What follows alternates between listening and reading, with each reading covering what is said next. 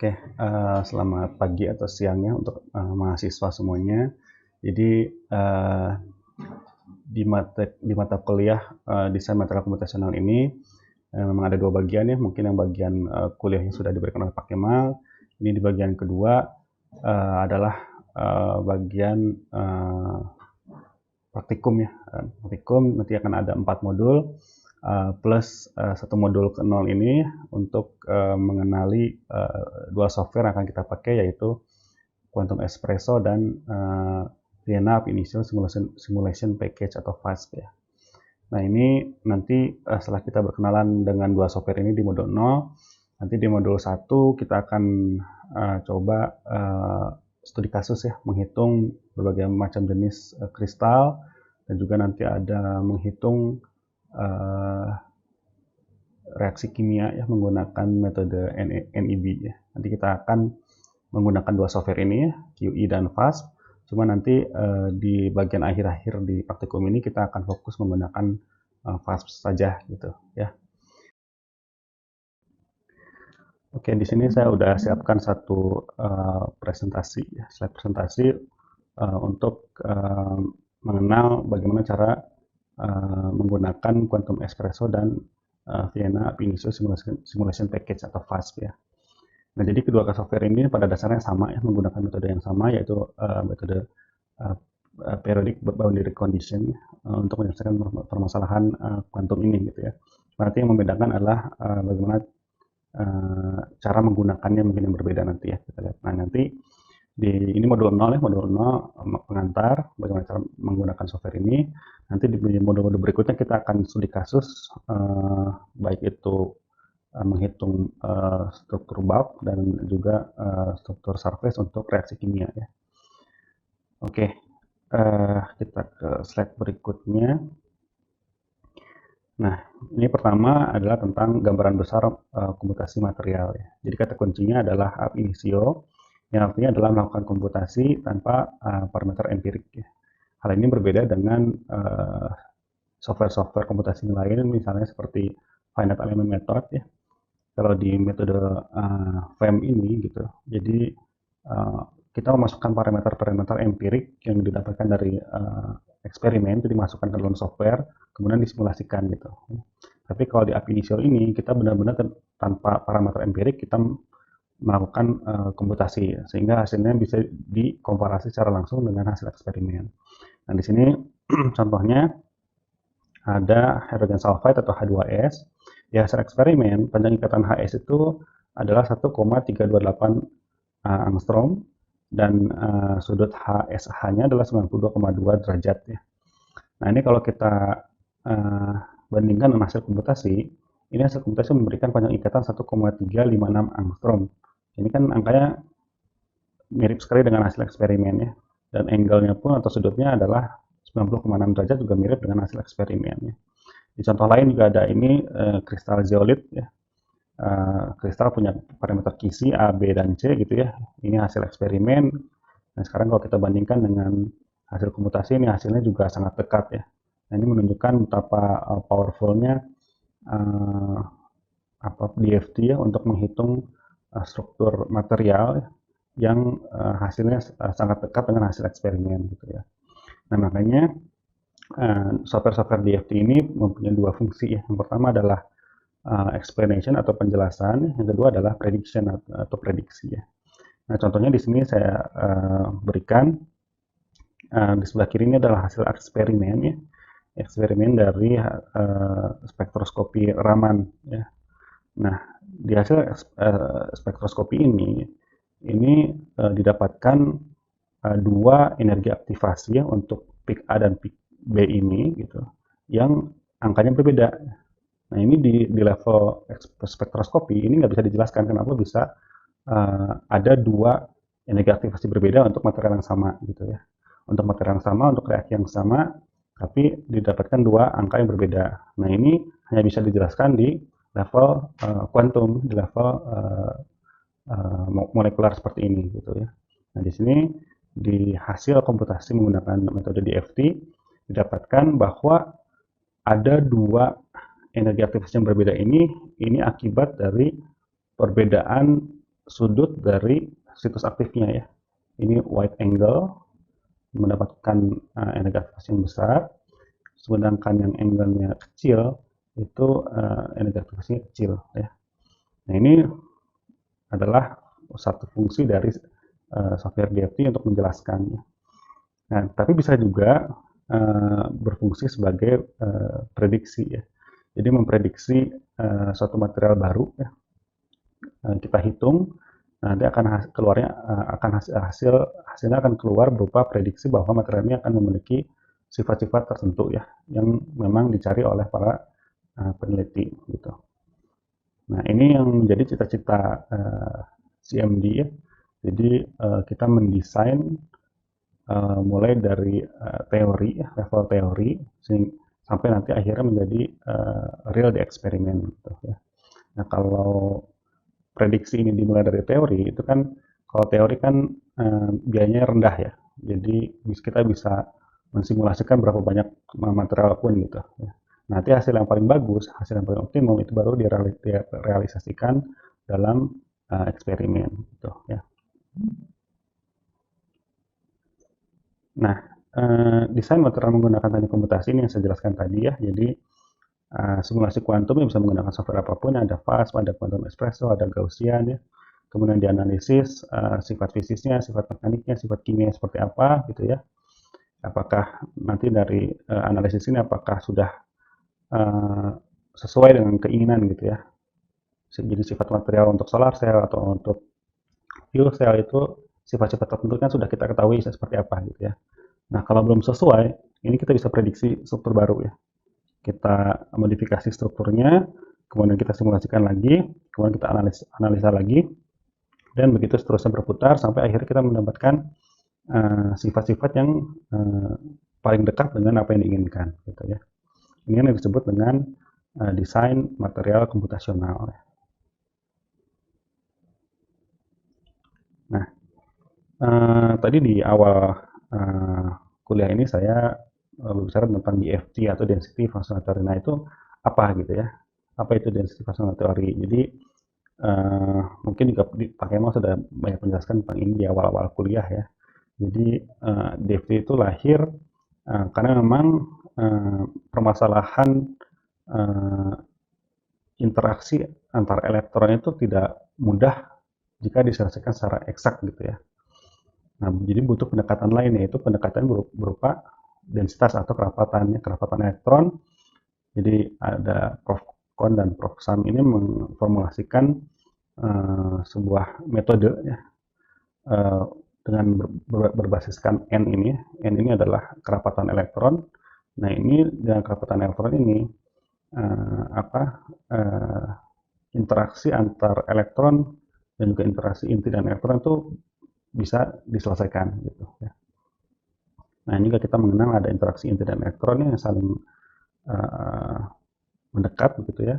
Ada juga interaksi antar elektron yang saling jauh ya. Juga kita juga kenal ada exchange and correlation ya. Ini sifat natural dari elektron ya. Jadi elektron itu karena sifatnya saling repulsion, itu elektron itu akan berusaha sejauh mungkin dari elektron lainnya gitu ya. Jadi dalam satu orbital yang sama nggak mungkin dia mengisi orbital yang sama ya. Sama seperti kalau kita naik bis, kita akan prefer duduk di kursi yang kosong dulu ya. Tapi kalau udah penuh, itu nggak ada yang kursi yang kosong, ya kita memilih kursi yang sudah ada penumpangnya satu gitu ya. Nah, itu yang disebut dengan ini adalah exchange ya. Oh, ini korelasi, maaf, ini korelasi. Kemudian ada juga sifat exchange ya. Jadi dalam satu orbital itu elektron tidak bisa memiliki spin yang sama ya. Jadi entah dia spin up gitu ya dalam satu orbital gitu, dan orbital yang lain juga harus spin up ya kalau mengisi satu-satu seperti ini. Jadi nggak bisa spin up langsung spin down ya. Jadi harus spin up dulu semua, baru setelah setengah isi baru kita bisa spin down, spin down, dan spin down gitu ya. Nah itu singkat saja ya, singkat saja tentang DFT ya. Nah yang berikutnya adalah tentang basis set ya. Nah ini untuk menyelesaikan persamaan konsum ini kita memerlukan namanya basis set ya. Gitu. Nah ada dua basis set yang dikenal yaitu atomic orbitals dan plane wave ya. Nah ini sangat berbeda pendekatannya ya. Nah untuk quantum espresso dan fast ini kita menggunakan basis set plane wave ya. Nah dengan menggunakan basis set plane wave ini ada keuntungannya yaitu periodic boundary condition ya. Artinya untuk material-material seperti kristal itu karena dia berulang ya, berulang secara periodik, itu kita bisa menggunakan periodicity ini gitu ya dalam memecahkan atau menghitung material kristal gitu ya. Nah, sedangkan untuk yang basis set atomic orbitals ini digunakan oleh software-software seperti Gaussian ya. Ini lebih cocok untuk menghitung tingkat molekular ya, jadi molekul-molekul yang memang tidak periodik gitu ya secara nature. Jadi itu mungkin lebih cocok ya. Oke. Nah ini sedikit lebih jauh mengenai basis set ya. Ya tadi saya sudah jelaskan ya bahwa basis set atomic orbital itu nggak periodik ya, sedangkan yang plane wave itu periodik. Nah kemudian untuk yang atomic orbital basis set dia juga menggunakan all elektron ya, artinya elektron dari sel yang paling dalam sampai sel yang paling luar itu dia hitung ya, dihitung. Sedangkan untuk plane wave ya karena dia periodik akan sangat memberatkan komputasi gitu. Jadi nggak semua elektron di-include ya dalam kalkulasinya gitu ya. Hanya elektron-elektron yang ada di sel terluar saja yang dihitung gitu ya. Karena memang interaksi antar elemen itu kan memang yang banyak berpengaruh itu kan elektron-elektron terluar ya. Jadi ide dasarnya dari situ ya. Nah makanya dalam plane wave basis set itu dibutuhkan yang namanya pseudo potensial ya.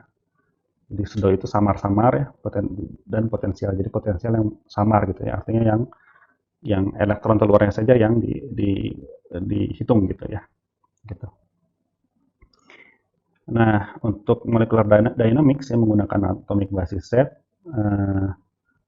itu expensive ya, artinya time consuming untuk yang Colli forces ya. Dan ini juga expensive juga untuk yang Karp-Parrinello ya. Gitu. Oke. Nah, apa saja yang bisa dilakukan oleh DFT tadi di awal sudah saya singgung ya. Jadi DFT itu bisa memprediksi dan menjelaskan fenomena, contohnya di sini adalah surface chemistry ya. Kemudian bisa juga reaksi kimia sini, dan juga untuk menjelaskan electronic structure dari sebuah material ya.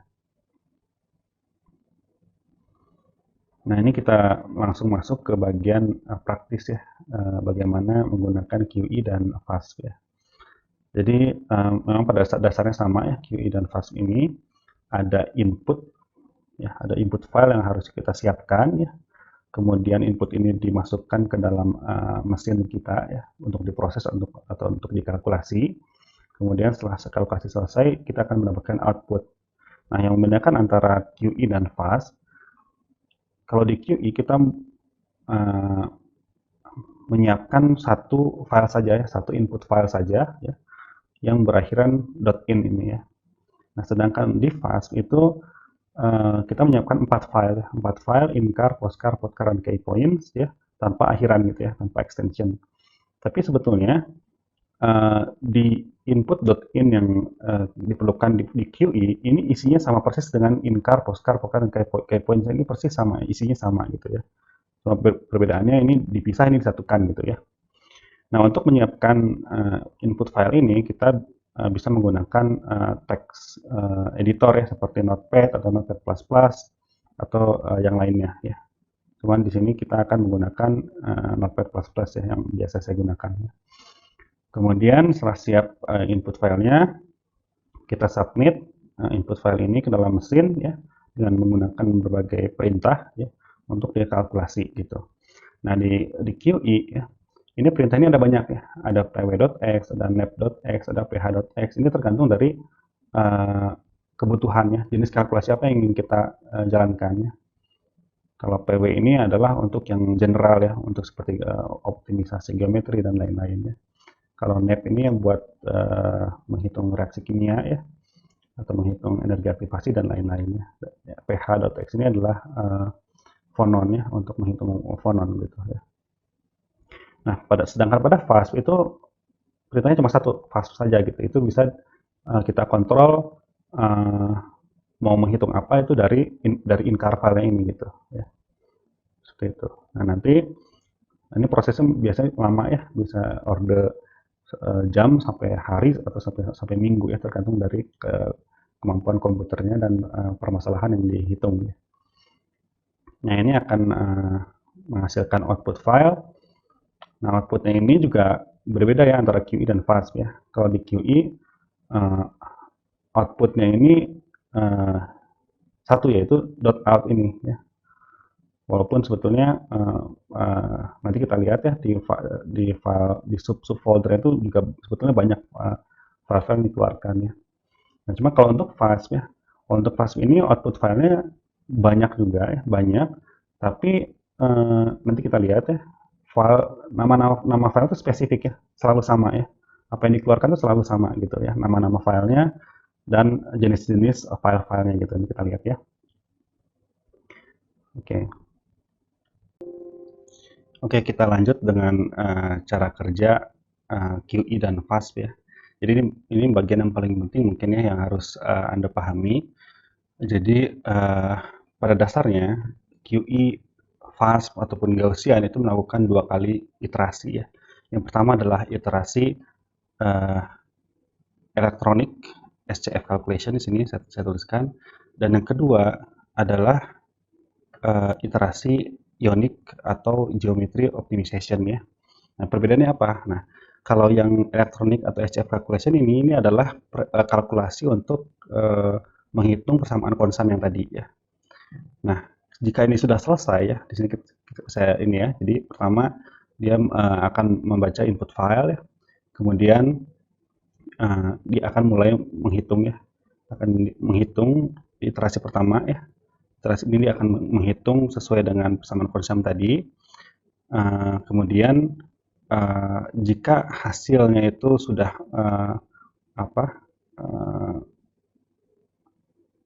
hasilnya itu sudah sesuai dengan elektron max step. Elektron max step ini artinya adalah threshold ya. Threshold apakah iterasi maksimum iterasinya mau berapa begitu ya. Kalau maksimum iterasinya 100 ya mungkin ya maksimum adalah 100 kali iterasi begitu ya. Atau dari threshold konvergensinya. Nah, ini threshold konvergensinya ditentukan berdasarkan energi ya. Jadi energi yang sekarang dengan energi yang sebelumnya itu sudah konsisten atau belum gitu ya. Sudah sama atau belum gitu ya. Nah, kalau ada gap, ada perbedaan yang besar, itu akan terus dilakukan iterasinya gitu ya. Jadi di sini kalau jumlah iterasi maksimum belum tercapai dan threshold dari konvergensinya belum tercapai, itu akan diberikan density baru, kemudian dihitung lagi menggunakan persamaan konstan tadi, dan begitu seterusnya sampai dia konsisten ya. Antara kalkulasi yang iterasi yang saat ini dengan hasil kalkulasi dengan iterasi yang sebelumnya itu sampai konsisten itu akan terus berjalan gitu ya. Nah, sampai akhirnya konsisten. Nah, jika sudah konsisten dihasilkan energi dan gaya gitu ya, itu akan dilihat lagi apakah kalkulasi ini hanya kalkulasi SCF saja atau kalkulasi dengan geometri optimisasi gitu ya. Nah, kalau kalkulasi ini adalah kalkulasi SCF saja, ini sudah selesai ya. Jadi kita sebut sebagai disebutnya dengan single point energy calculation saja gitu ya. Ini akan langsung selesai gitu ya. Nah, tapi jika juga ingin menghitung geometry optimization ya, ini posisi-posisi atom ini akan digeser ya. Akan digeser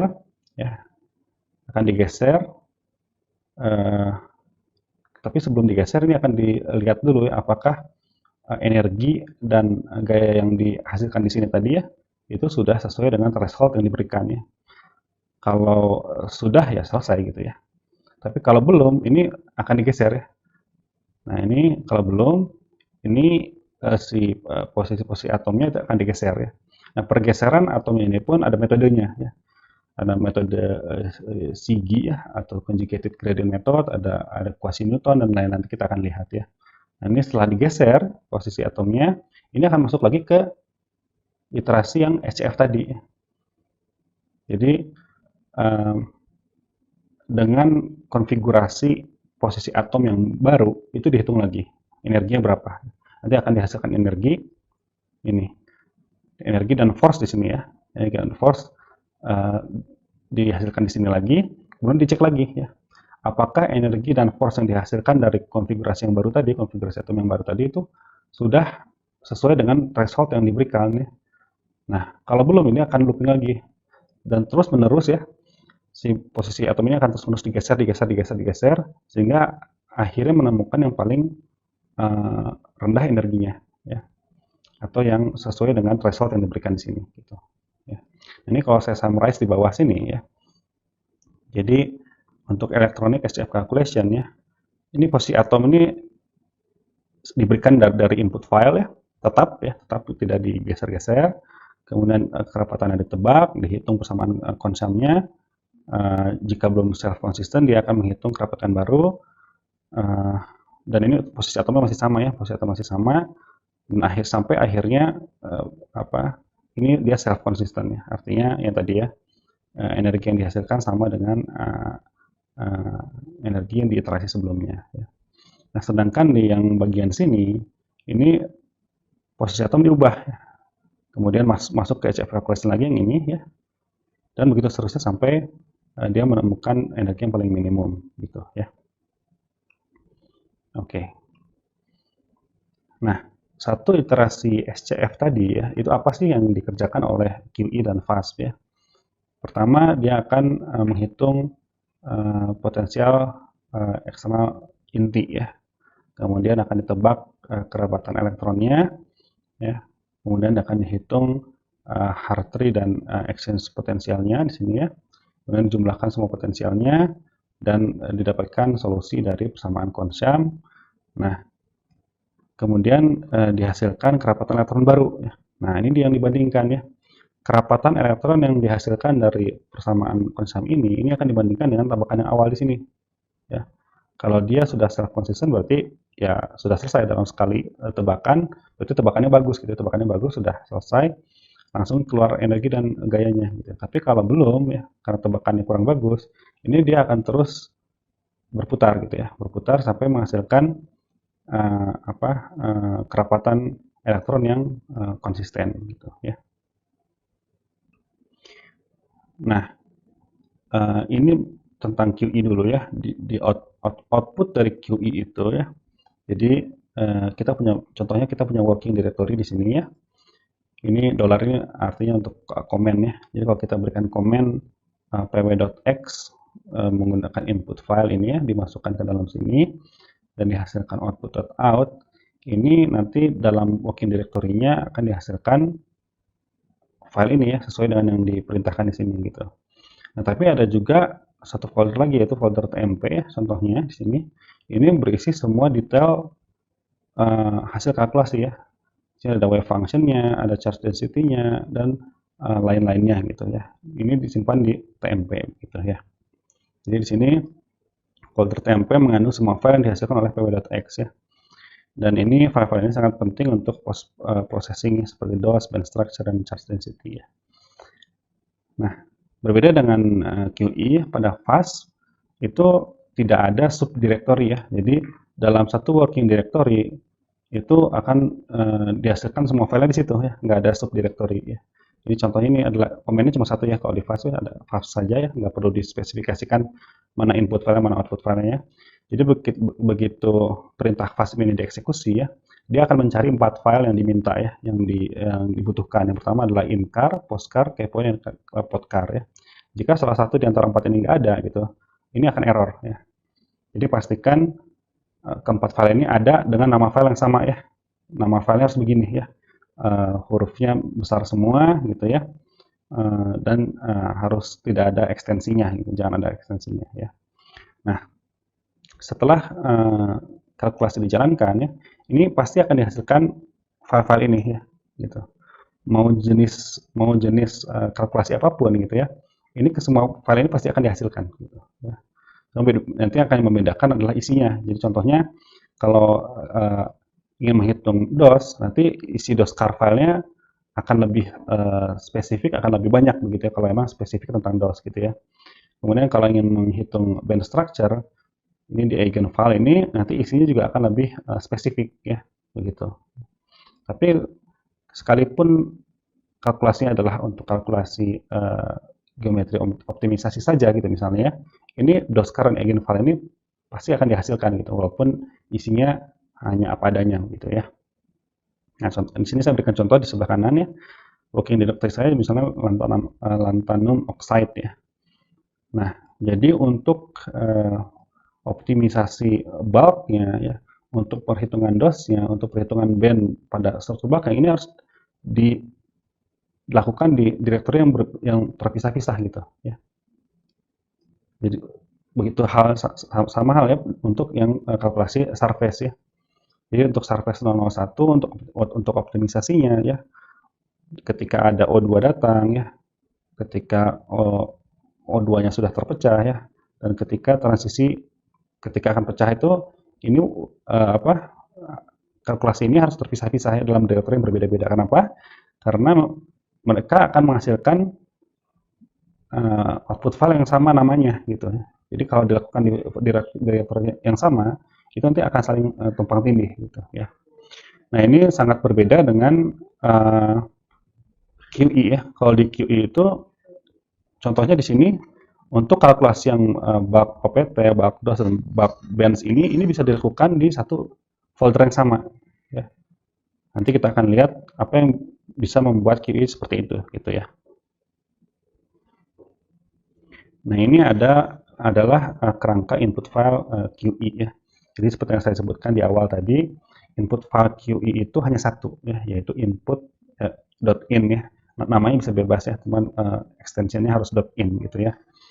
Nah, di sini ada bagian kontrol ya, ada bagian sistem, elektron, ions, dan atomic position, dan juga ada key points-nya gitu ya. Nah, ini harus sama persis ya. Ada dan kontrol diakhiri dengan slash ya, dan sistem diakhiri dengan slash, dan seterusnya, hanya sampai sini, sampai ion ya. Nah, di sini bagian kontrol ini adalah yang mengontrol akan kalkulasi apa gitu. Dan bagian sistem ini sistemnya seperti apa ya? Sistem dari materialnya itu seperti apa, diatur di sini gitu ya. Nah, ini bagian elektron, ini yang tadi saya jelaskan di awal adalah untuk yang bagian elektronik SCF calculation ya. Ini pengaturannya ada di sini gitu. Untuk yang ion ini untuk yang ionic calculation sebelah kanan tadi saya jelaskan ya. Kemudian atomic speciesnya di sini misalnya menggunakan silikon ya. Ini adalah massa jenisnya, kemudian ini adalah file dari potensialnya ya. Kemudian di sini ada koordinat dari silikonnya, kemudian ada key point yang akan kita gunakan gitu ya. Oke, ini hanya kerangkanya saja, nanti detailnya apa ini calculation, apa ini restart mode itu nanti akan dijelaskan berikutnya ya. Nah, di fast itu sebetulnya sama ya seperti QE, cuma di sini kita pecah menjadi 4 file ya. Nah, bagian incar ini ya, bagian incar file ini mirip seperti bagian yang ini ya, dari kontrol, sistem, elektron dan ion ya sampai sini. Ini adalah incar ya kalau di fast gitu. Nah, sedangkan postcar ini adalah koordinat atau posisi dari material yang akan kita kalkulasi ya. Dan ini kalau di QE adalah bagian ini ya. Bagian yang ini. Oke.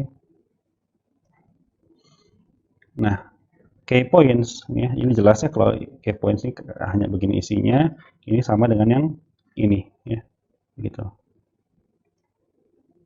Dan potcar ya, potcar ini adalah file potensial yang yang dibutuhkan untuk kalkulasi ya, seperti yang tadi saya sebutkan di awal, bahwa untuk QE dan fast ya, karena dia menggunakan metode periodik ya, atau plane wave basis set, jadi dibutuhkan pseudo potensial ya. Nah, pseudo potensial ini disediakan ya, disediakan baik oleh QE ataupun fast, itu disediakan, tinggal kita pakai saja gitu. Nah, khusus untuk fast ya, karena potensial atau pseudo potensial yang disediakan oleh fast itu untuk per elemennya, untuk per elemen misalnya untuk hidrogen, untuk Fe, untuk kobalt dan sebagainya gitu ya. Itu kalau untuk sistem yang lebih dari satu elemen, di sini contohnya adalah lanthanum oxide, ini kan ada lanthanum dan oksigen gitu ya.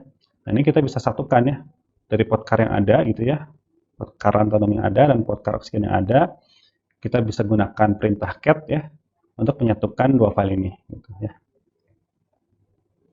Nah, kalau di QE, file potensial itu ini ya, gitu. Dan file potensial ini diberikan path-nya gitu ya di sini ya, di sedodir ya. Jadi di mana ditempatkan file-file ini gitu ya. Tapi kalau di fast kan podcast itu kan harus ada di working directory-nya gitu ya. Jadi tidak perlu men-setting path gitu ya. Nah, itu tadi tentang QE dan fast ya. Nah, sekarang kita akan belajar bagaimana membuat postcard kalau di fast ya. Bagaimana menyusun atom-atom ini ke dalam koordinat begitu ya. Nah, kita harus mengerti dulu apa itu sistem periodik ya. Jadi kalau kristal ya, jadi struktur kristal itu dibangun oleh dua hal ya. Yang pertama adalah Bravais lattice ya, yang kedua adalah atomic basis gitu ya. Nah, Bravais lattice ini adalah ya mudahnya adalah ini adalah sangkarnya gitu ya. Batasan di mana atom itu harus berada gitu ya. Nah, sedangkan atomic basis adalah ininya, posisi-posisi atomnya gitu ya. Nah, kalau kita taruh ketiga atom ini di bagian sini gitu ya, menjadi seperti ini akan periodik gitu ya. Ini satu yang kecil ini akan diperiodik, akan diulangi ke arah atas ya, begitu, dan akan diulangi ke arah kanan gitu ya. Dan juga akan diulangi ke arah yang keluar dari sumbu monitor ini gitu. Gitu. Nah, ini menjadi sistem periodik ya. Nah, yang kotak kecil ini ya, ada A1 dan A2 ini disebut dengan primitif lattice vektor ya. Ada A1, A2 dan ada A3 begitu ya. Kalau 3 dimensi. Oke. Dan atomic basis adalah yang ini ya, jumlah dan posisi atom dalam primitive cell gitu ya. Oke, kita lanjut dengan kristalografi ya, sekilas aja. Mungkin juga ini udah kalian pelajari di mata kuliah fisika zat padat ataupun di fisika material ya. Jadi contohnya di sini saya tuliskan ada jenis kristal FCC atau phase center kubik ya.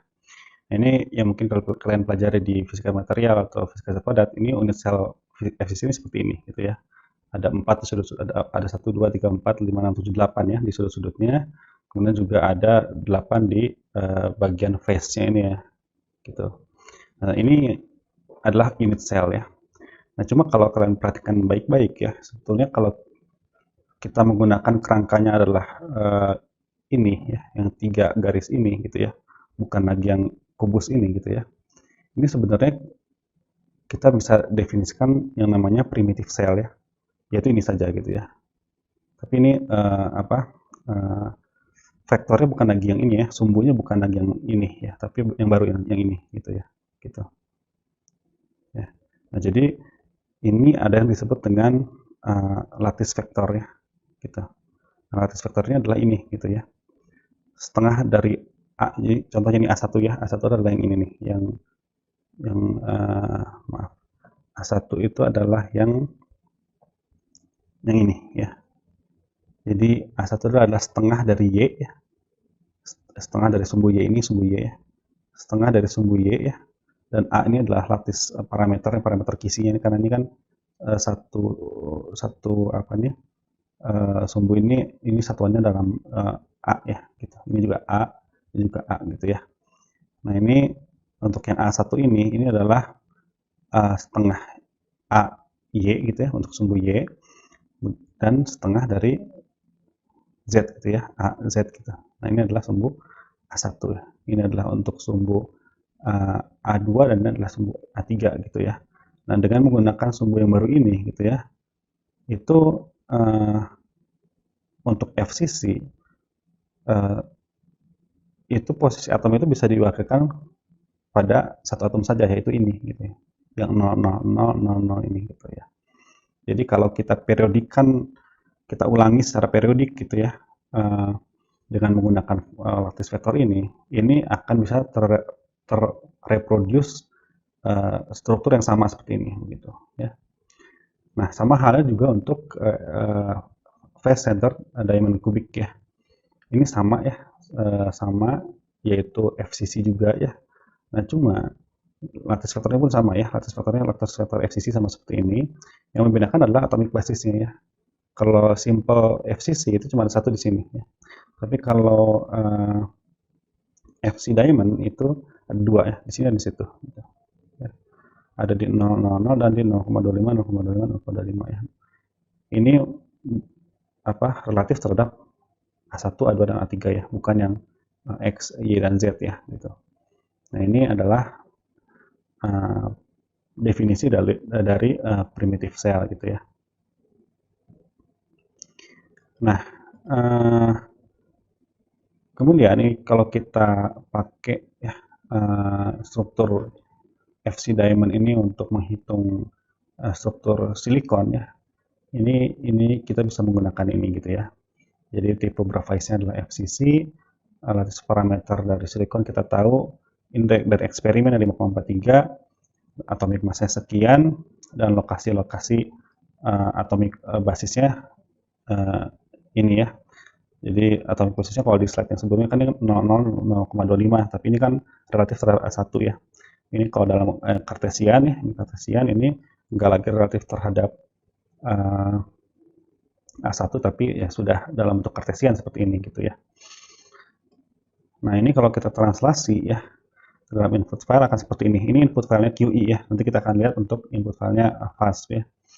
Jadi IBRAF sama dengan 2 ini adalah untuk FCC. Ini sel DM1 ini adalah A ya. 10,25. Kemudian NAT ini adalah number of atom ya. Ada 2 atom ya, karena ini ada 2 atom ya. Silikonnya ada 2. Tapi ini number type-nya ya, number of type of elemennya cuma satu ya, yaitu silikon saja gitu ya. Kemudian ini adalah energy cut off-nya, kemudian energy cut off row-nya sekian ya. Ini biasanya 4 kali atau 8 kali dari energy cut off function-nya ya. Kemudian ini adalah silikon, kemudian ini adalah atomic mass-nya, dan ini adalah nama file dari potensialnya yang ini disediakan di website QE, bisa di-download ke dalam PC masing-masing ya. Kemudian di sini adalah atomic position-nya ya.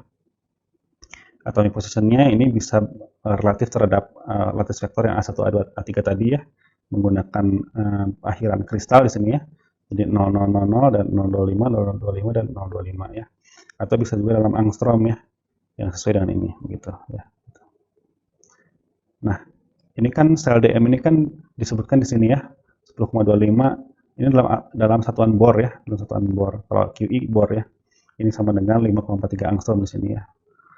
Nah, ini kalau tadi di awal saya jelaskan bahwa ab initio itu nggak butuh parameter empirik gitu ya. Tapi kok kenyataannya di sini menggunakan data eksperimen 10,5 ini gitu ya. Nah, ini sebetulnya di setting 11, 14 ataupun 7 itu pun bisa gitu ya. Kita buta sama sekali tentang berapa lattice parameternya silikon pun bisa gitu ya. Nanti hasil akhirnya pun akan jatuh di kisaran angka sekian ya, segini gitu. Nah, ini saya tuliskan 10,25 supaya kalkulasinya cepat ya, karena kalau tebakan awalnya sudah dekat dengan minimumnya gitu ya, itu kalkulasinya akan cepat ya dibandingkan kalau kita di sini memasukkan angka 15 atau 6 gitu, ini kalkulasinya akan lama gitu ya, optimisasinya. Nah, ini juga kita balik lagi ke belakang ya, tentang apa itu pseudo potensial ya. Jadi yang biru ini adalah yang all elektron potensial ya. Jadi di mana potensialnya memperhitungkan semua keberadaan elektron ya. Sedangkan yang merah ini adalah yang pseudo ya. Jadi dia hanya memperhitungkan potensial di kulit terluar saja gitu ya. Sedangkan yang bagian dalamnya ini diberi yang lebih smooth gitu ya, yang lebih smooth, yang lebih mudah untuk dihitung gitu ya. Ini adalah sudah potensial ya. Di sini diilustrasikan, di sini sebenarnya kan ada core, ini ada inti, di sini ada bagian core elektronnya, di sini adalah valence elektronnya ya. Nah, di sini di sudah potensial ya, yang diperhitungkan betul-betul adalah hanya valence elektron saja, sedangkan bagian core-nya, bagian intinya di sini adalah diganti dengan ini pseudo ya, yang kurva yang lebih smooth dibandingkan ini gitu, ya. Nah, kemudian tentang key points, ini sedikit menyinggung tentang apa itu Brillouin zone gitu ya. Jadi kalau tadi kita berbicara primitive cell di real space ya. Jadi primitive cell di space yang nyata begitu ya, yang di koordinat x, y, dan z gitu ya. Sekarang kita akan merubah primitive cell ini ke dalam yang namanya reciprocal space ya, yaitu bentuk transformasi Fourier dari real space gitu. Nah, itu primitive cell dalam reciprocal space ini dinamakan dengan Brillouin zone ya. Nah, ini kalau dalam 2 dimensi ya, cara menentukan Brillouin zone itu mudah ya. Jadi dari titik-titik K point yang ada ini gitu ya, ini tinggal ditarik garis ya, garis antar titik ini gitu ya, gitu. Kemudian diambil tengah-tengahnya gitu ya, tengah-tengahnya diambil. Nah, kemudian di apa istilahnya, diambil daerah yang beririsan gitu. Nah, ini adalah Brillouin zone gitu ya. Ini untuk kasus-kasus yang 2 dimensi ya. Dan dengan menggunakan prinsip yang sama ya, untuk 3 dimensi pun kita akan bisa mendapatkan yang namanya Brillouin zone. Ini adalah Brillouin zone untuk FCC ya, seperti ini gitu. Dan ini dengan adanya Brillouin zone ini, ada titik-titik K point yang bisa kita tentukan dan kalkulasi gitu ya. Nah, dengan menggunakan reciprocal space ini gitu ya, perhitungan menjadi lebih baik ya, lebih akurat ya, karena untuk menentukan kerapatan elektron ini memang butuh integral di ruang Brillouin zone gitu ya. Nah, di tahun 76 Moncourse dan Peck ini mengusulkan cara untuk membagi rata key points ya, dan menggunakan formasi seperti ini ya. Jadi kalau key point itu secara praktikal di QI dan FAST itu kita bisa isikan manual ya, kita memilih titik-titik ini ya, entah gamma ya, L atau U gitu, atau X ini kita bisa pilih sendiri ya gitu. Tapi ada juga cara yang otomatis ya, yang diperkenalkan oleh Moncourse dan Peck ini gitu ya. Jadi kita hanya tinggal menentukan mau berapa kali berapa gitu ya. Contohnya di sini adalah 4 kali 4 kali 1 ya, artinya ke X-nya 4, ke Y-nya 4 gitu ya, dan ke Z-nya 1 gitu ya. Nah, di sini ada 4, 1, 2, 3, 4 ke X, 1, 2, 3, 4 ke Y gitu ya. Nah, di dalam metode Moncourse Peck ya, kalau ininya genap ya, ini key points-nya akan berada di sekitaran gamma point ya. Tapi kalau ininya ganjil ya, contohnya sini 555 ya, maka salah satu titiknya akan berada tepat di gamma point gitu ya.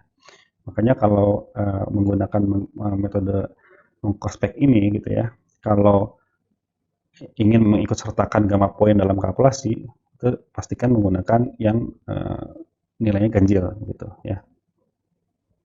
Oke. Oke, jadi kita masuk ke bagian praktikumnya dari modul ke-0 ini. Jadi kita akan langsung coba menggunakan QI dan FAST untuk menghitung struktur kristal dari silikon ya. Nah, di modul ini sudah saya siapkan input file yang diperlukan untuk QI dan FAST ya. Di bagian pertama ini adalah input file untuk QI ya. Nah, ini dalam folder atau Windows Explorer saya siapkan dalam silikon di sini ya, ada untuk QI dan untuk FAST ya. Untuk QE hanya ada input file ini, yang ini ya. Kemudian ada satu file lagi untuk running ke mesin Fujitsu nanti ya. Sedangkan untuk fast ini ada 3 file yang bisa saya siapkan di Windows saya ya. Nanti ditambahkan satu file lagi untuk podcast, nanti kita akan siapkan langsung di mesin Fujitsu. Dan juga ada submission file untuk merunning file-file ini gitu ya. Nah, di sini saya sudah copy and paste menggunakan Notepad++ di sini ya. Input file QE yang ada di modul PDF ini ya. Saya beri nama input.in ya. Ada bagian kontrol, sistem, electrons, ions, cell, atomic species-nya, kemudian ada position-nya, ada key points-nya ya. Nah, di bagian kontrol ini kita akan menghitung yang namanya VC relax ya. Nanti Anda juga bisa merefer ke dokumen input file ya, opsi-opsi apa saja yang tersedia dalam calculation ini ya. Di sini VC relax artinya adalah untuk menghitung ya, merelaksasi struktur atau volume dari unit sel silikon ya. Gitu. Kemudian dari start mode ini from scratch ya, jadi ya artinya akan menghitung dari betul-betul dari awal gitu ya. Nah, kemudian ini lokasi di mana hasil potensial disimpan ya. Adanya di home ya, di folder QE pod gitu ya. Oke, ini mungkin harus di gitu ya. Oke.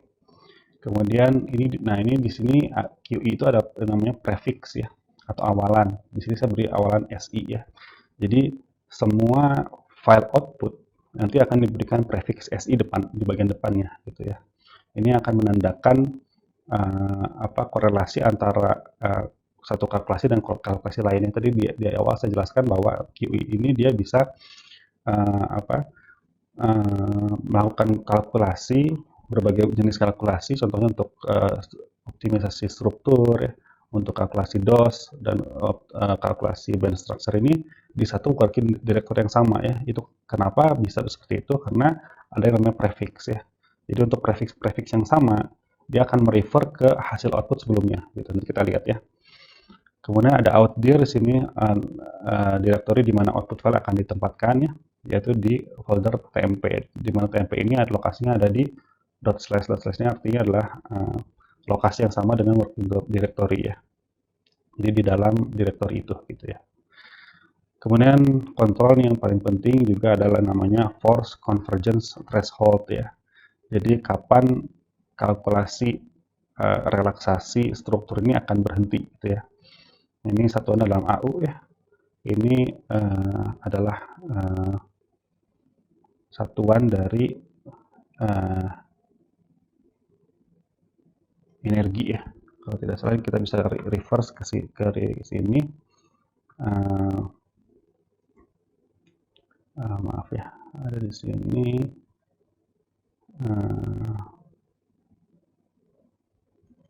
Sebentar ya.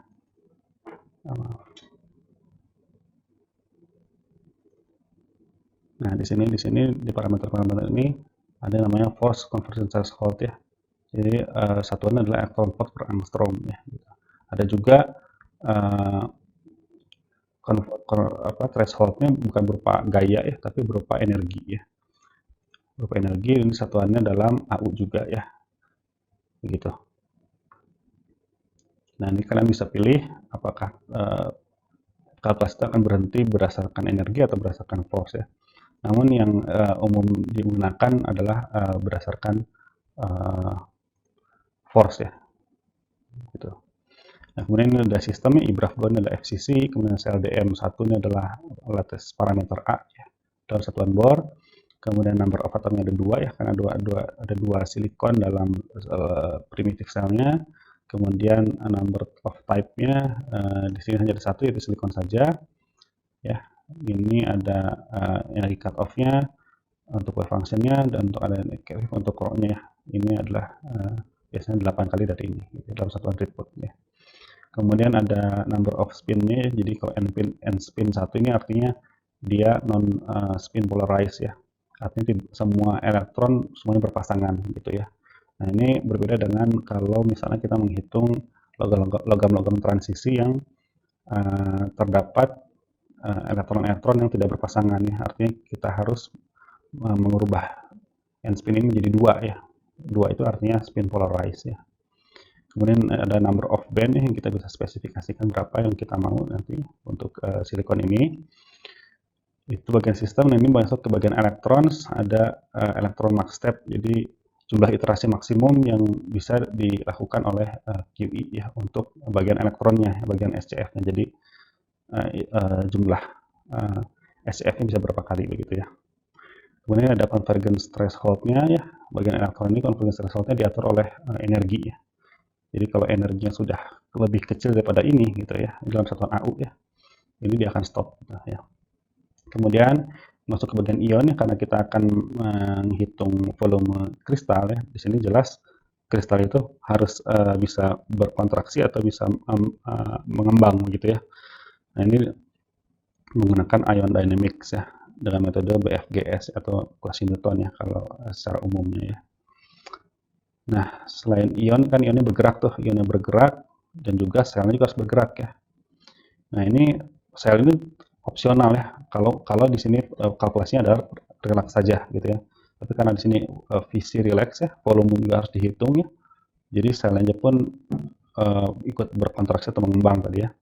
Ini menggunakan ada cell dynamics ya, dan ada cell Dufry ya.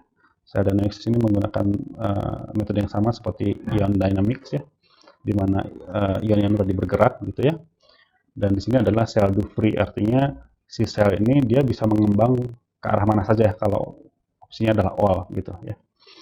Ada atomic species di sini ya, ada atomic mass-nya dan ada potensialnya, nama file potensialnya ya.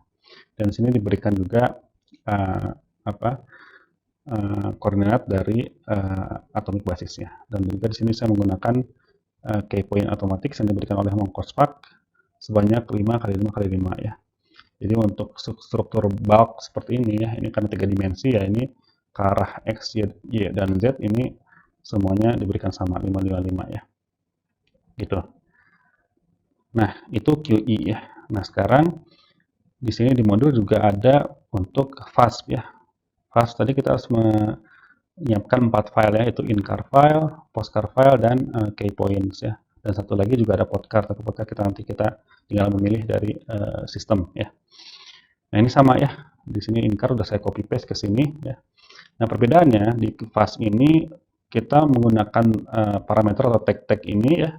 Ini urutannya bisa bebas ya.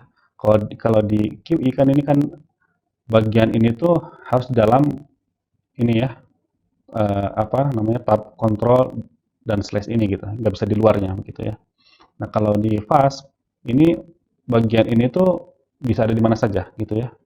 Ini bahkan kalau ini kita hapus seperti ini dihapus, ini juga dihapus gitu ya. Ini semua yang berawalan pagar ini hanya komentar ya, jadi tidak akan dibaca oleh sistem. Ini begini pun ini oke gitu ya, tidak masalah gitu. Ini bisa ditaruh, misalnya sistem ditaruh di paling bawah pun itu tidak masalah ya. Silakan ya. Dan sistem ini nama sistemnya, ini energi cut off-nya, ini spin-nya ini apakah spin polarized atau non spin polarized ya. Kemudian ini adalah L real ya. Jadi tadi yang saya jelaskan di Brillouin zone itu kan reciprocal space ya. Ada juga real space ya. Dan di sini L real false ya, artinya dia akan menggunakan reciprocal space ya gitu. Tapi kalau L real true berarti dia akan menggunakan real space gitu. Nah, ini karena kita sistemnya kecil ya, hanya silikon 2 atom ya. Sistemnya kecil, jadi kita lebih baik menggunakan reciprocal space ya. Jadi hasil kalkulasinya lebih akurat ya. Cuma nanti kalau kita sudah menggunakan sistem yang lebih besar ya, kita akan menggunakan ini true ya, real space. Jadi lebih cepat kalkulasinya begitu. Nah, di sini ada algoritma ya, ada algoritmanya untuk SCF itu kan dia untuk menyelesaikan persamaan konsum itu dia butuh diagonalisasi ya. Nah, itu ada berbagai metode ya, bagaimana cara menyelesaikan diagonalisasi itu gitu. Nah, di sini ada berbagai macam pilihannya. Di fast ada normal, ada fast ya, dan lain-lain gitu ya. Nah, ini saya Tapi yang umum digunakan adalah normal atau fast ya. Untuk sistem kecil seperti ini kita gunakan normal ya. Tapi kalau udah ke sistem yang lebih besar itu kita gunakan fast gitu ya, cepat.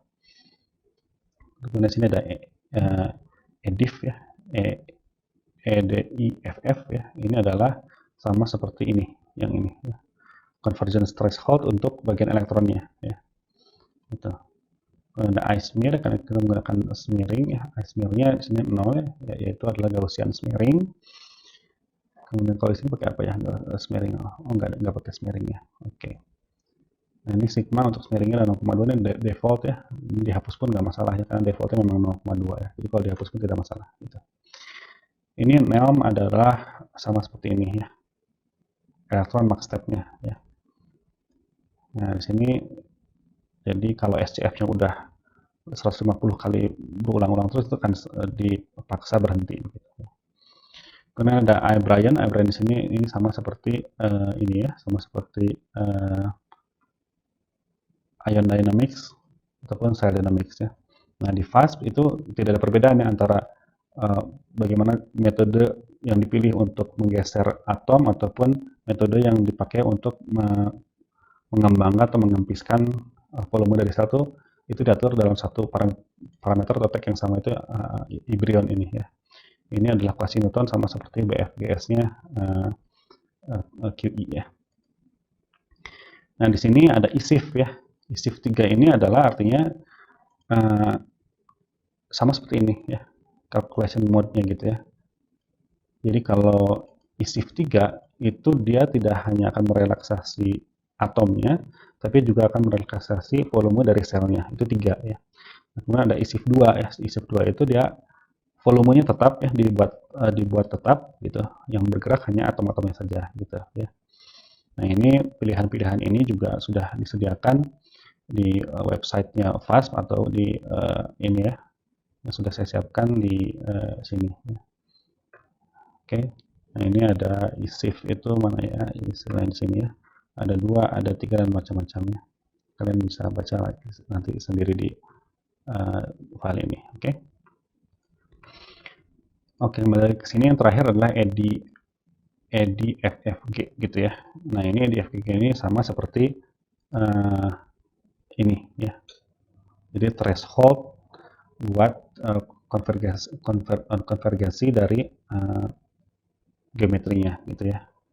Kalau yang ini tadi kan yang tanpa G ini kan itu konvergasi untuk elektronnya, untuk SCF-nya ya. Ini buat yang pergerakan atomnya itu ya. Nah, ini diawali dengan minus ya. Artinya kalau minus ini adalah force ya. Jadi 0,05. Ini satuannya adalah elektron volt per angstrom ya, gitu satuannya. Ini kalau kita terjemahkan ke dalam AU ini sama seperti ini ya. Gitu. Ini berdasarkan force gitu ya. Nah, tapi juga bisa kita menggunakan berdasarkan energi ya. Kalau mau energi ini di positif gitu ya. Di positif biasanya kalau energi biasanya 0,001 begitu ya. Ini akan dalam satuan elektron volt gitu. Tapi dalam hal ini kita sekarang menggunakan force ya gitu. Oke, ini interval ya. Kemudian post Carval ini sama ya seperti di QI ya. Ini yang utama ya. Ini adalah koordinat dari kedua atom silikon yang kita butuhkan ya. Jadi kalau di QI kan ini di sini ya. Nah, di sini.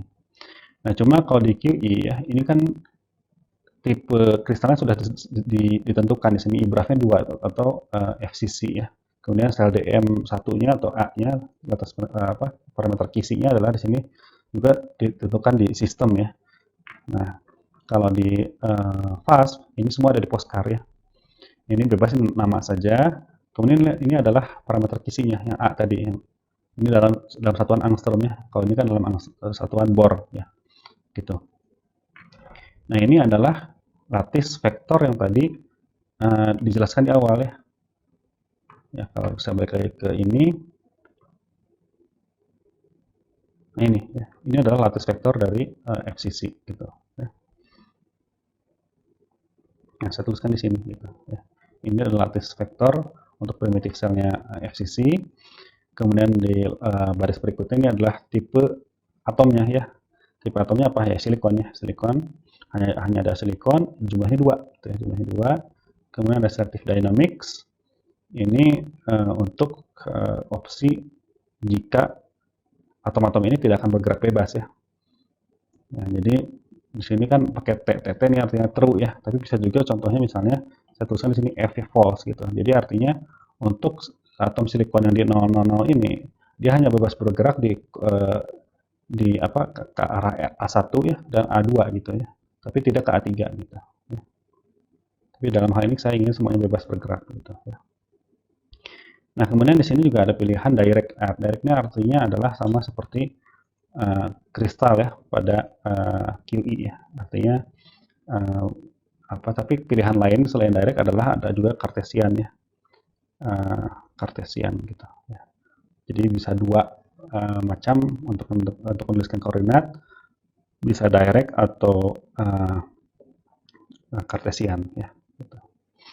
Baik, itu Oscar ini kayak points ya. Kayak points ini baris pertama ini bebas ya.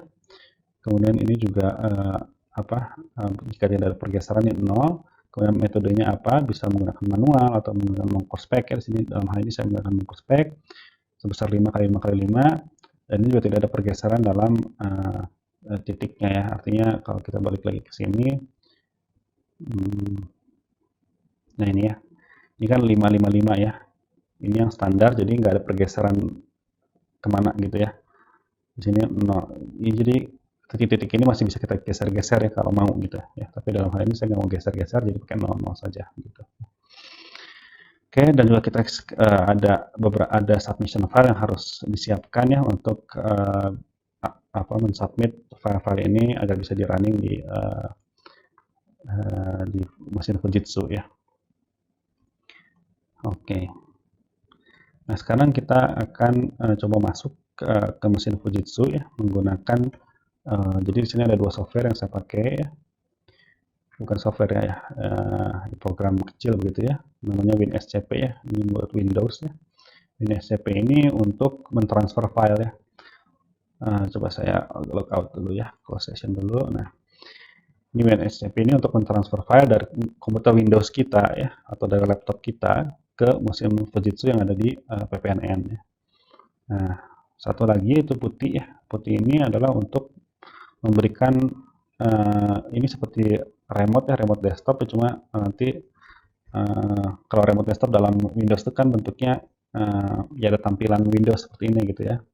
Nah, ini putih ini akan meremote tapi hanya command prompt saja gitu ya, hanya nanti kita lihat ya hanya berupa perintah-perintah saja begitu ya. Nah, yang pertama harus kita setting di sini adalah kita membuat site baru ya, masukkan hostname atau IP address-nya Fujitsu VPN ya, yaitu ini ya 167.205.667 ya, dan username menggunakan ini ya U0000 ya, dan passwordnya nanti saya akan berikan langsung live ketika mata kuliah berjalan ya. Nah, ini ketika sudah dimasukkan semuanya, bisa diklik save gitu, di save untuk bisa masukkan seperti ini. Kemudian kita login di sini ya. Nah, saat login kalian akan masuk ke sini ya. Nanti tolong buat folder dengan nama masing-masing ya. Di sini kemudian saya buatkan di sini folder baru ya, new directory, saya tambahkan SI ya. Gitu. Nah, cuma karena dalam Windows saya sudah tersedia ya. Saya akan ke hard disk, kemudian oke, nah di sini saya udah menyiapkan tadi semuanya di sini ya. Jadi tinggal saya kopikan saja semuanya ya. Ini saya drag and drop ke sini, saya kopikan semua. Oke, ini sudah masuk semua ya. Nah, sekarang kita coba akan merunning QE yang pertama ya. Nah, yang pertama yang coba saya double klik, ini jangan lupa bahwa kita menspesifikasikan ini ya, ada sudah potensial file ya di sini ya, home seperti ini ya. Dan kita cek dulu ya, apakah di home U00 kemudian ada QE port ya. Nah, ini ya. Nah, dan di sini SI sudah saya siapkan di sini ya. ini ada atau tidak filenya gitu ya, yang kjpau psl ini ya, ini ada di sini ya, yang n ya ini. Oke, sudah tersedia, jadi aman ya. Nah, sekarang kita kembali ke working directory, dan ini juga submission filenya sudah ada ya. Sekarang kita akan coba submit file ini ya, dengan menggunakan putih ya. Nah, ini juga sama di putih ya, kalian masukkan IP address dari Fujitsu ya, kemudian kasih nama, misalnya di sini Fujitsu PNN, kemudian save gitu ya. Jadi tinggal klik, kemudian open. Dan satu lagi mungkin yang harus di setting ya, maaf, oke, cancel, maaf ya, putih. Ini mungkin harus di setting adalah mungkin di sini adalah ke SSH X11. Nah, ini di enable ya. Ini untuk menampilkan X Windows dari Linux-nya PPNN ke Windows kita. Oke. Ini sekarang kita balik lagi ke sini, saya save dulu. Ini saya akan langsung open ya. Open, di sini muncul yes. Ini oke. Oke, sini username adalah U0000 ya. Password nanti saya berikan.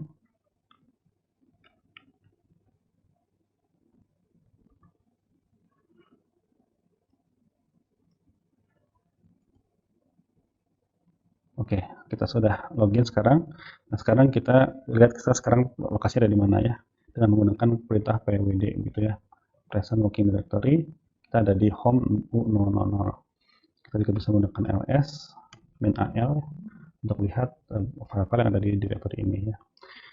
Nah, biasanya kita bisa masuk ke sebuah directory dan menggunakan cd gitu ya, cd, kemudian ke folder namanya masing-masing, harus sini ya, kemudian ke silikon gitu ya. Nah, kalau gini kan lama ya, harus ketik satu-satu. Saya biasanya cd, kemudian dari WinSCP, di sini saya bisa klik kanan, copy path ya, copy path, kemudian saya paste di sini. Cara paste di sini itu dengan klik kanan ya, klik kanan dia akan ke paste ya. Ini jadi lebih cepat gitu ya. Nah, di sini kalau saya list lagi file-file yang ada di directory ini, ada dua ya, input.in dan qi.sh ya. Nah, ini kita menggunakan, biasanya saya menggunakan VI ya. VI ini program di Linux seperti Notepad++ tadi ya, untuk melihat ini text editor untuk melihat file input. Coba saya di sini input ya. Nah, ini sudah ada ya. Oke. Ya. Untuk keluarnya adalah ini ya, apa titik 2 Q gitu ya. Oke, kita juga akan lihat isi dari submission file ini ya. Ya, seperti itu ya. Oke. Nah, ini yang harus kita, karena kita di PPNN ini menggunakan sistem apa antrian ya, yaitu menggunakan program queue namanya ya. Itu diatur supaya mengantri ya semua job yang disubmit gitu ya. Di sini saya coba menggunakan queue subnya, karena kita akan submit file ya, submit job, jadi queue submit ya, spasi nama submission filenya gitu ya, begini. Di enter, kita akan cek statusnya queue start ya, apakah sudah masuk atau belum ya. Nah, di sini seharusnya sudah masuk ya, harusnya sudah masuk, tapi ternyata tidak ada ya job kita di sini ya. Nah, mungkin ada error ya, coba kita refresh di sini ya. Nah, ini ada error di sini, error message ya. Nah, ini pokoknya kalau ada kata-kata seperti ini berarti ini ada apa yang tidak bisa terbaca dalam input filenya ya. Jadi dalam input file ini ya, ini karena kita tadi menggunakan Windows ya, dalam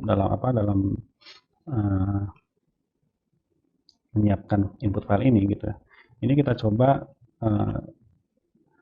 hapus satu ya, kita menggunakan i di sini. Saya tekan tombol i ya untuk masuk ke tombol insert ya.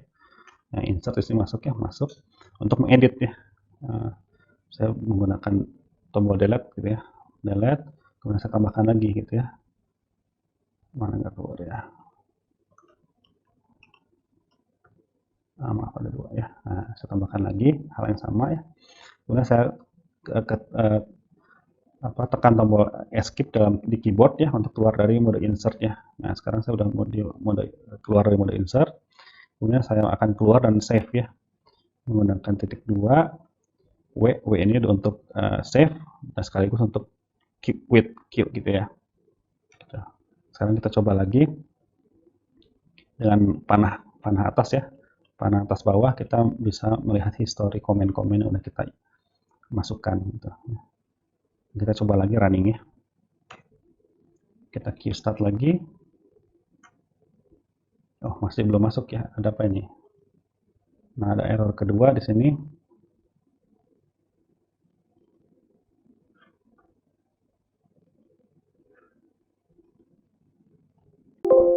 Oke, sekarang kita coba masuk ke mesin Fujitsu ya. Jadi di sini saya menggunakan 2 buah software ya. Yang pertama adalah WinSCP di sini. Ini tugasnya untuk mengupload file ya. Upload file dari komputer kita Windows ke komputer Linux di Fujitsu PPNN ini gitu ya. Nah, yang kedua softwarenya adalah Putih ya. Putih ini jadi setelah kita mentransfer file menggunakan WinSCP, file-file yang sudah kita upload ini akan kita eksekusi, akan kita running menggunakan QI dan fast, dan perintah-perintahnya itu kita masukkan menggunakan Putih ini ya. Nah, kita coba ya,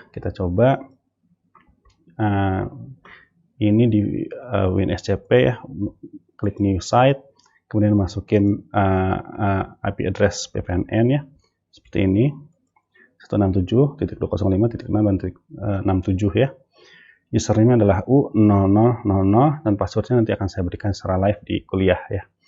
Oke, sekarang saya coba login. Nah, begitu login Anda akan langsung masuk ke home U000 ini ya. Nah, di sini tolong nanti Anda bikin direktori masing-masing dengan nama masing-masing ya. Di sini saya memberi nama direktori saya Haris gitu ya. Nah, di sini saya sudah siapkan folder SI ya.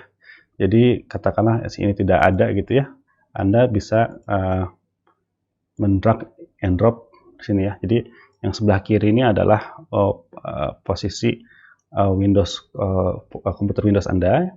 Yang di sini adalah lokasi komputer Fujitsu ya, yang ada di PPNN ya. Jadi tadi di folder SI ini Anda sudah bikin 2 folder fastburn QI, di mana QI adalah ada input in dan qrun.sh gitu ya. Nah, ini Anda bisa langsung kopikan semua dengan drag and drop ke sini ya. Nah, setelah selesai di copy ya, ini akan ada 2 file yang sudah disiapkan tadi, input file dan submission file qrun.sh ya. Nah, satu lagi kita akan buka yaitu adalah Putih ya. Ini sama dengan yang WinSCP ya. Di sini Anda bisa memasukkan hostname-nya atau IP address-nya Fujitsu ya. Seperti ini ya. 167.205.667 ya. Kemudian Anda bisa kasih nama di sini dan kemudian save ya. Dan di sini juga setelah Anda save, Anda bisa load lagi, kemudian setting di SSH ke X11, beri tanda cek di sini, tanda cek untuk menampilkan X Windows ya. Jadi semua yang ditampilkan dari Linux PPNN itu bisa keluar X Windows ke komputer Windows Anda gitu ya. Kemudian ke bagian Windows dan colors gitu ya. Di sini saya menggunakan foreground warna hitam ya. Ini untuk teks warna hitam, dan backgroundnya saya menggunakan warna putih gitu ya. Oke, kembali lagi ke session. Kemudian saya klik save lagi, kemudian saya open. Oke, begitu di open, ini warna backgroundnya putih dan teksnya warna hitam ya. Kita masukkan username-nya adalah U0000 gitu ya, dan passwordnya. Oke. Nah, di sini kita ketikkan pwd ya, present working directory, untuk mengetahui di mana kita sekarang berada ya. Kita sekarang berada di sini ya, home U00 ini ya. Nah, biasanya kalau kita ingin ke suatu direktori, kita menggunakan cd gitu ya. cd kemudian tulis Haris gitu ya. kemudian tekan tombol tab dari keyboard ya, kemudian muncul otomatis gitu ya, kemudian SI gitu ya, dan QI misalnya, nah gitu ya. Nah, cuma ada cara lagi yang lebih cepat, yaitu ketika kita udah di sini, kita bisa klik kanan ya, dari WinSCP diklik kanan, copy path ya, copy path, kemudian di paste di sini ya, di paste dengan cara klik kanan ya. Nah, gitu. Oke. Nah, kita masuk. Nah, di sini kita dengan menggunakan perintah ls-al itu keluar semua file yang ada di dalam directory QI ini gitu ya. Nah, ini kita sudah siapkan input file ya, menggunakan VI. VI ini seperti Notepad++ tadi ya, text editor untuk melihat isi dari suatu file teks ya. Ini ya, ini sudah kita siapkan tadi. Untuk keluar kita bisa menggunakan titik 2 quit ya, dan juga submission filenya ya. Oke. Nah, sekarang untuk mensubmit input.in ini menggunakan QI, kita di Fujitsu itu menggunakan software antrian ya, namanya Q ya, Q. Nah gitu ya. Nah untuk sub itu untuk submission ya, untuk submit adalah Q sub gitu ya, Q sub, dan masukkan submission filenya gitu. Nah, kita enter. Nah kita Q start ya untuk melihat statusnya. Nah di sini terlihat ya, Q run.sh oleh user kita U000 ini sudah RR di sini adalah run ya, dengan normal gitu ya. Nah ini kita akan tunggu sampai kalkulasinya selesai gitu ya. Kita bisa dengan menggunakan panah ke atas gitu ya, kita bisa mengulangi perintah dari history ya. Kita Q-start lagi, dan ini masih running ya, masih running. Nah sembari menunggu running, kita bisa lihat di WinSCP, kita refresh, di sini outputnya sudah ada yang sedang berjalan ya. Gitu. Nah di sini masih waiting for input ya. Tapi biasanya ini mungkin error ya, karena biasanya nggak selama ini.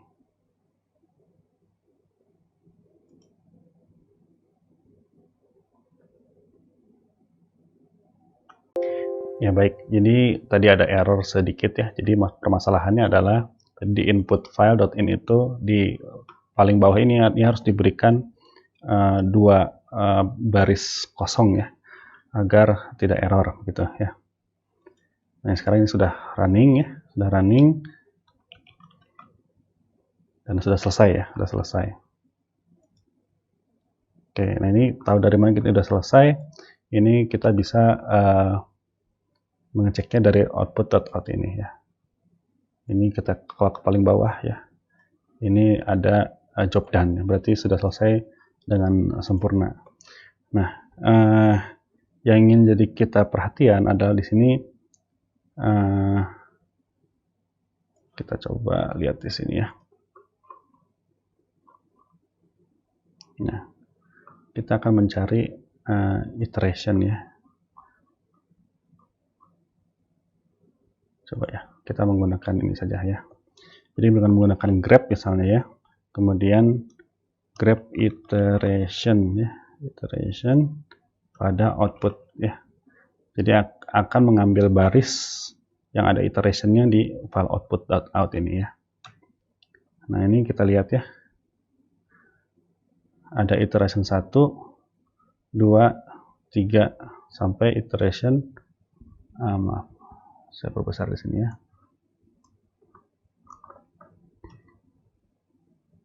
Oke.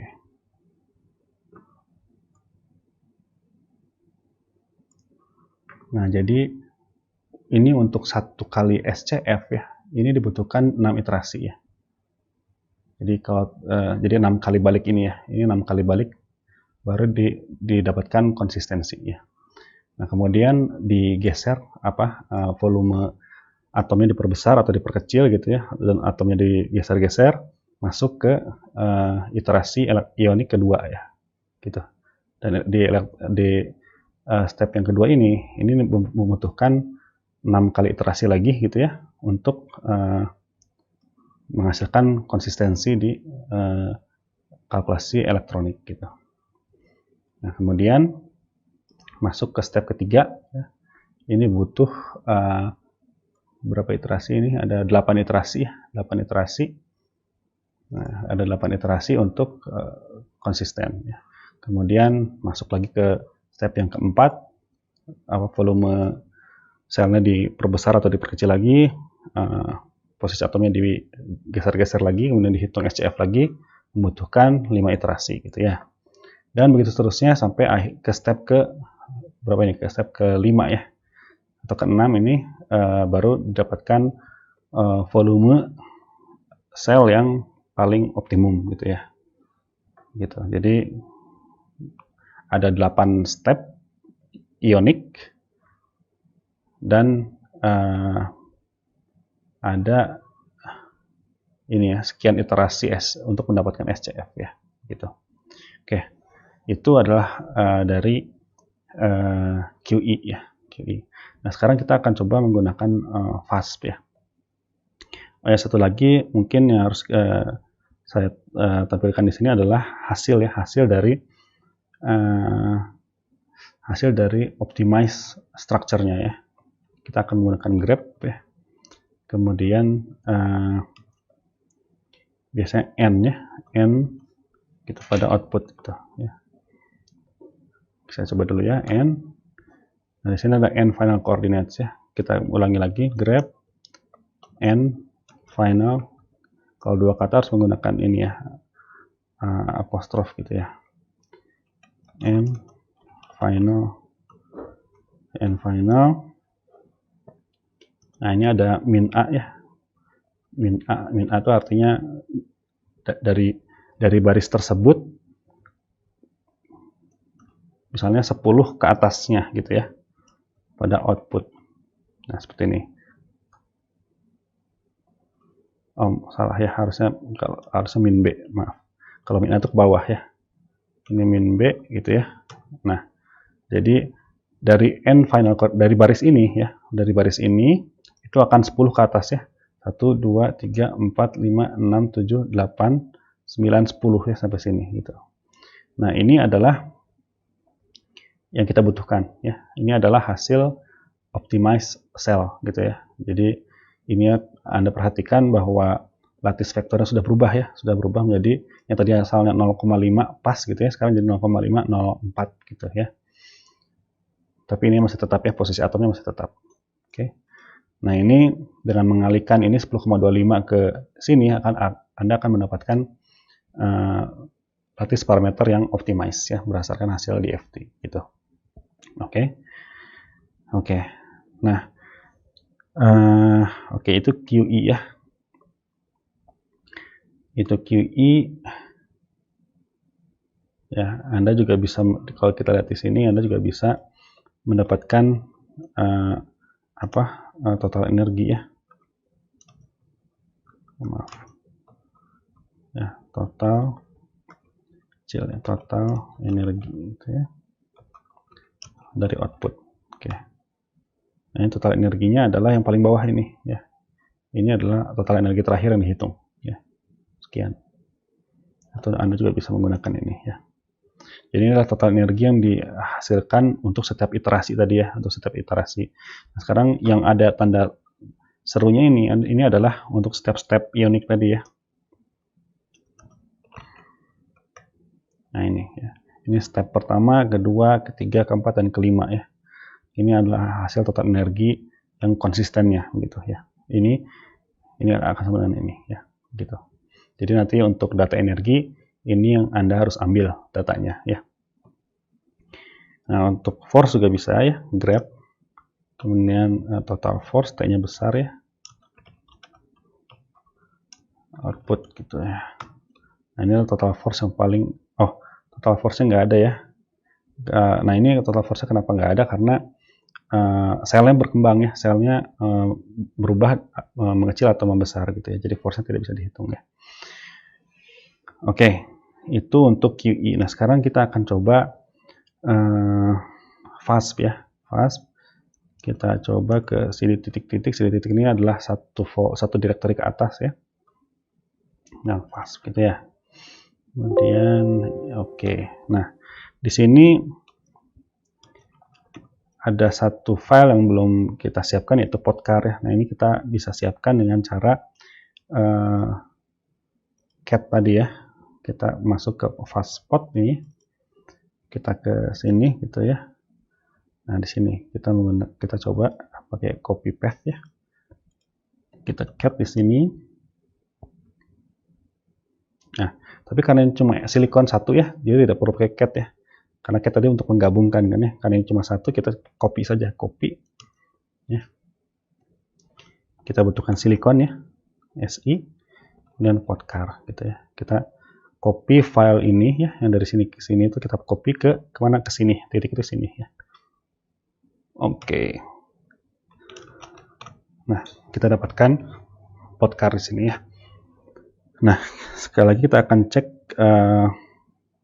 submission file punya kita ya.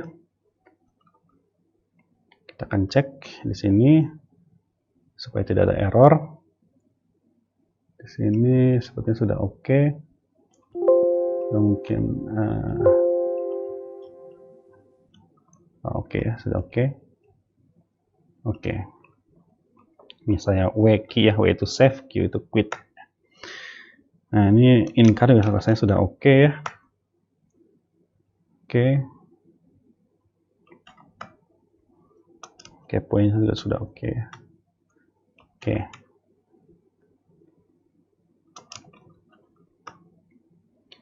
Oke, sekarang kita akan coba submit job ini, qsub ya. Kemudian fast run gitu ya. Oke. Oke, sudah masuk. Oke, kita coba lihat ya.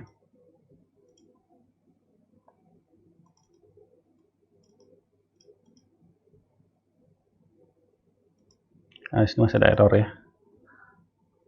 Masih ada error di ininya ya. Ada bin bus M ini ya. Artinya bin bus itu di sini ya. Nah, bin bus di sini masih error ya. Coba kita ada M karena kita buat di Windows tadi ya. Nah, coba saya ketik ulang di sini. Ini kemudian saya save ya. Save.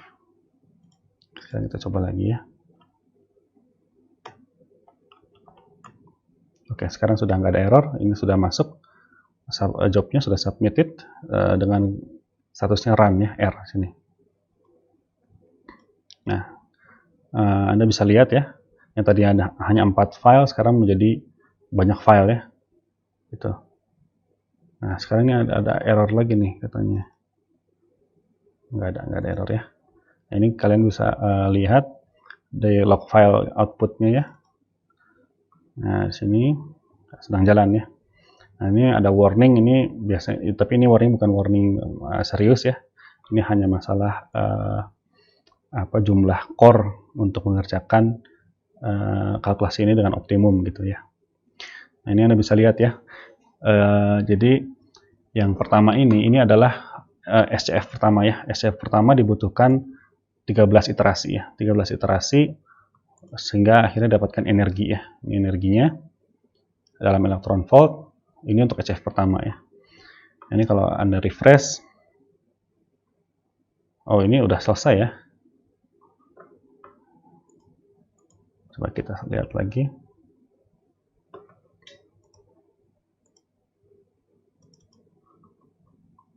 Oke, jadi di fast ini cuma satu kali SCF ya. Satu kali SCF dia sudah selesai begitu. Tidak seperti di QE tadi dia butuh 5 step ya, 5 step ionic untuk optimisasi selnya. Tapi ini sepertinya kalau fast tebakan inputnya sudah baik gitu ya, sudah baik dan memenuhi kriteria konvergensi gitu ya. Ini kalau Anda lihat di OSGCAR ya di sini, bukan di OSGCAR, di OutCAR mungkin ya.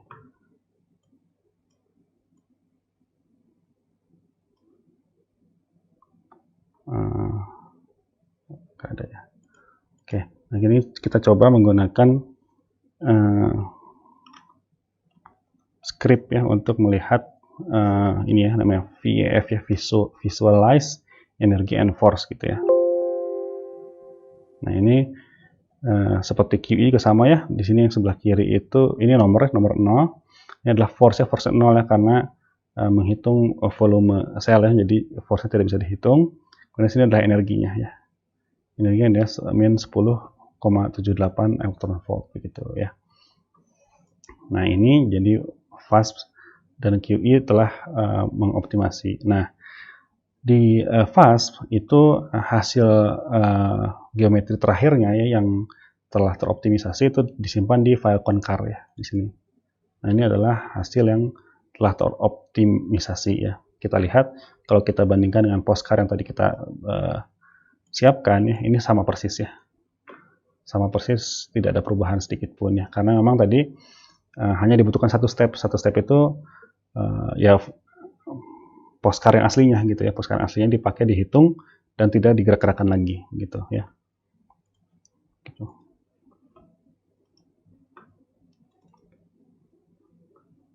Oke, nah kalau Anda mau coba kalkulasi yang lebih strict gitu ya, ini convergence thresholdnya bisa diperkecil ya menjadi 0,01 misalnya gitu ya, dan sebagainya gitu ya.